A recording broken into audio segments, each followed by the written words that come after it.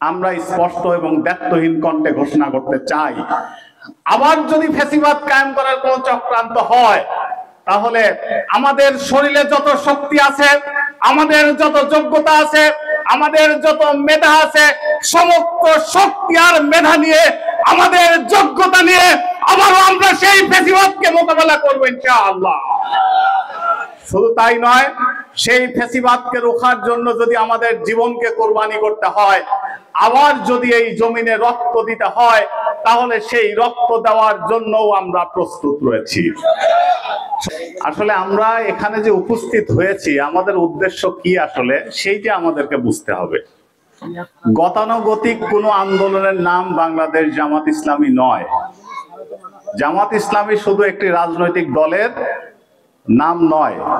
জামাত ইসলামী শুধু এমপি হওয়া, শুধু চেয়ারম্যান হওয়া, মেম্বার হওয়া, এই জন্যই বাংলাদেশ জামাত ইসলামী সৃষ্টি হয়নি। একমাত্র উদ্দেশ্য ইন্নী জাইলুন ফিল আরদি খলিফা। আল্লাহর ঘোষণা হচ্ছে মানুষকে সৃষ্টি করা হয়েছে এই জমিনে খলিফা হিসাবে, আল্লাহর প্রতিনিধি হিসাবে, রিপ্রেজেন্টেটিভ অফ আল্লাহ। অর্থাৎ আল্লাহর জমিনে ইনিল হুকম ইল্লা লিল্লাহ, জমিন আল্লাহর, আইন চলবে হচ্ছে আল্লাহর। এটি হচ্ছে আল্লাহর ঘোষণা। আল্লাহ মানুষকে সৃষ্টি করেছেন দুনিয়াতে তার খেলাফত প্রতিষ্ঠা করার জন্য, অন্য কোনো উদ্দেশ্যে মানুষকে আল্লাহ সৃষ্টি করেননি। এই জিনিসটা আগে আমাকে পরিষ্কার হতে হবে, বুঝতে হবে। সেটি যদি একজনও হয়, যদি 5 জনও হয়, যদি 10 জনও হয়, তাহলে আল্লাহর খেলাফতের পক্ষে আমাকে থাকতে হবে।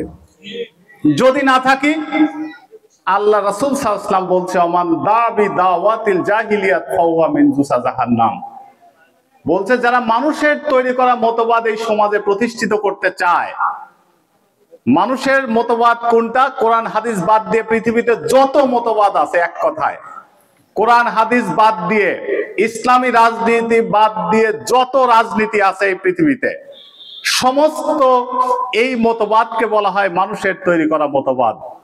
রাসূল সাল্লাল্লাহু আলাইহি ওয়াসাল্লাম বলছেন, যারা এই মতবাদের দিকে কাজ করবে, যারা তাদেরকে ভোট দিবে, যারা তাদের পক্ষে কথা বলবে, যারা তাদের পক্ষে মিছিল করবে, যারা তাদের পক্ষে মিটিং করবে, জনসভা করবে, টাকা দিবে, পয়সা দিবে, ফাওয়া মিন জুসা জাহান্নাম, বলছে ওই ব্যক্তি সরাসরি জাহান্নামে যাবে। সাহাবীরা প্রশ্ন করেছিল যে ওয়াইন সামা সাল্লাহ, যদি ওই ব্যক্তি নামাজ পড়ে, যদি ওই ব্যক্তি রোজা করে, তাহলে তার অবস্থা কি হবে?